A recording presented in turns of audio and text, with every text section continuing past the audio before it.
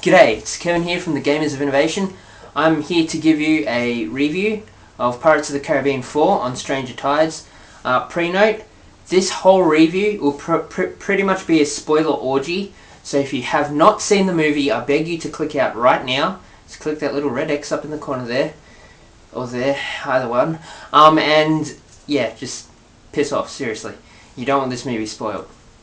Okay, assuming now that everyone has clicked out that hasn't seen this, I'm going to review this movie.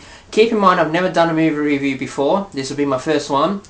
So I'm pretty much going to do it like this. I'm going to introduce it, talk about the plot and stuff, talk about stuff that I liked, stuff that I didn't like, comment on individual actors' performances, and then summarize it and conclude it. Okay, so let's just delve right into it. Introduction. Well, look. This story in this one is actually pretty simple to understand. There's this Fountain of Youth, and there are three factions that are going, or one of them supposedly going after it. Three factions that are going after it: the Spanish Navy, the English Navy, which is led by Captain Barbossa, which is the kind of, it's the, what am I looking for? What's the word I'm looking for? The kind of cover is he's looking for the Fountain of Youth, him in the English Navy, but he's not actually. I'll get into that a bit later. And Captain Blackbeard, who is the new villain in this movie. Going back to that point of Captain Barbossa, this expands on Blackbeard because Blackbeard knows of this prophecy where he will fall to a man with one leg, which is Barbossa. In this is my dog. I don't think you can see him. He falls to a man with one leg, and in this movie, Barbossa has one leg because he lost it in a battle against Captain Blackbeard somewhere between the third and fourth films, when Blackbeard took down more like the Black Pearl. So Barbossa's out on this pretense of getting to the Fountain of Youth or something, but he just really wants to kill Blackbeard for taking over the ship and everything. That's pretty much it, and of course Jack Sparrow gets caught up in all of this business because he meets the daughter. You don't know it when you first see her, Penelope Cruz's character, but the daughter of Blackbeard, who apparently they've had a past, a romantic past, and so obviously Jack Sparrow, as he always does, gets caught up in it. That's pretty much it in a nutshell. And of course the English Navy is working for this King of Scotland Island, I don't know what, I can't remember exactly. I watched it about a week ago, so I'm kind of reviewing this higgledy-piggledy. And Blackbeard wants to access the Fountain of Youth because he wants to become immortal so that he won't be able to fall to the man with one leg, aka Hector Barbossa. The Spanish Navy wanted, you find out right at the end, destroyed, for reasons you'll find out when you watch the movie. I've got to keep this short-ish. Alright, so that's pretty much it. Stuff, good and bad now, the good and bad. Good things about this movie, it was good. It's been the best since the first. It really has. Some of the minor characters, like not minor characters, but some of the characters that are kind of in the background, like Jack Sparrow's first mate. Oh Jesus, I can't remember his name. Gibbs, Captain Gibbs. He kind of had a bit more of a main role in this. You kind of saw more of him. That was cool. It wasn't so Jack Sparrow centered this time. It was there were 3-4 different storylines going on here. You had the storyline with the Spanish Navy, Barbossa, Jack Sparrow, and Blackbeard, and people have got to remember that those two storylines are separate, Sparrows and Blackbeards, despite the fact that they were kind of together for most of the movie, but they are two separate stories. It wasn't so focused around Jack, whereas the kind of 2 and 3, and first to an extent, really kind of focused on him. I didn't like too much focus, but this time they did it good. Oh, what else did I like? Action sequences. The action sequences in this were just badass. I loved them.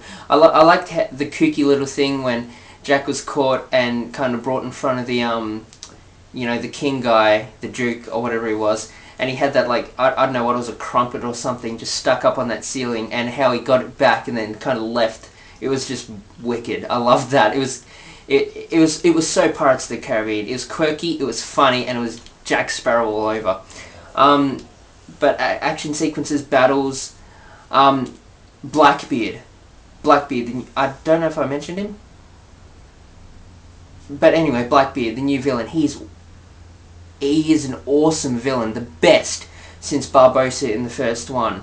He was, I'm terrible, but I don't know who the actor was, but he played him so well. He did a wonderful job of being this cruel, menacing pirate bastard that, everyone, hated. And yeah, that was, I fell in love with that character like straight away. He just did it so good. Another, I don't know if this is good or bad, but Will Turner, Orlando Bloom's character, and Keira Knightley weren't in this at all. Will Turner kind of made sense because he was only, like, at the end of 3, he's only appearing like every, 100 years or so. Keira Knightley just plain, I didn't like her, period. I was just happy that she wasn't in there for the sake of that. I just didn't like her. So that's that. Let me see, what else is good? There were lots of things good about it. The new characters, the new crew. They were kind of almost taking the place of Jack Sparrow's old crew in the Black Pearl, and that, but I mean, they were different enough to make me like them. But some of them were a bit too similar to Jack Sparrow's old crew, but enough were different for me to like them. I think that pretty much covers all the good points. All the bad points, let me see. Let me start off with the first major point for me, and this is, I don't know if this is more of a personal thing or if any other people think this, but Penelope Cruz's character, I can't remember her name, but her character, I didn't like her. I really didn't like her. Huge spoiler coming up. At the end, when Blackbeard and Penelope's character were poisoned, and one of them is going to have to die things, I was crossing my fingers going, please be Penelope's character, please. I was almost begging in my, inside, please, Blackbeard, live. You could be the most badass villain in the next movie as well, and kind of have this Jack Sparrow Blackbeard showdown. But that didn't happen, and I was so disappointed. My girlfriend was like, why did you want Penelope? Yeah, no, Penelope to die. I'm just like, she was annoying to me. So that was bad. And another, this isn't exactly bad, this is more of a negative thing. They recycled some of the old jokes. I know it's kind of become his line now, that, I'm Captain Jack Sparrow thing. Jack Sparrow, it's kind of become his line. But I reckon they should kind of give him something else. He's said that for 4 movies now. It's like, dude, give it a rest, please. Chill, stop with that line. And some things were recycled, but some things were fresh and new. So it kept it, fresh enough, but at the same time they could have done a few things better. Something this is more with the plot that I really disliked, and I haven't mentioned this yet, but the cleric and the mermaid relationship, they literally could have left that out of the whole movie and it still would have made sense. That felt really forced. I had no idea why it was in there.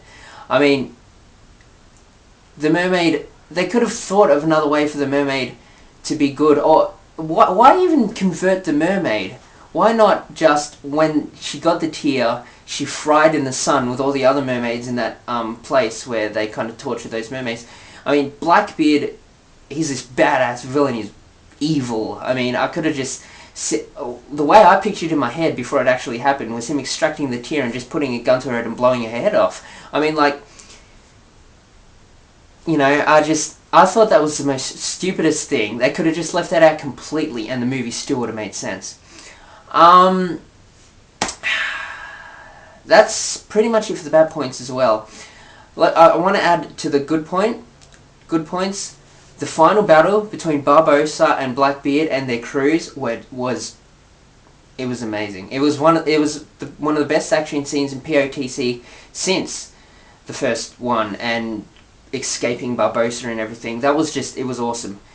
A little anticlimactic at how Blackbeard died, because, Barbossa was just like, lol, my sword's in your chest, kind of thing. But, I mean, the battle leading up to that, it was awesome.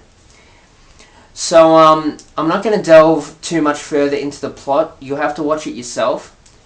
But, in summary, this is what I've said about the movie since I saw it. Better than the second and third POTC combined, but not as good as the first. I would definitely recommend this movie to any POTC fans out there. 4 out of 5 stars. Definitely watch this movie. When it comes out on DVD, pick it up, enjoy it, love it. That's pretty much it. This is Kevin from the Gamers of Innovation, signing off. Enjoy and go out and watch POTC. I recommend it.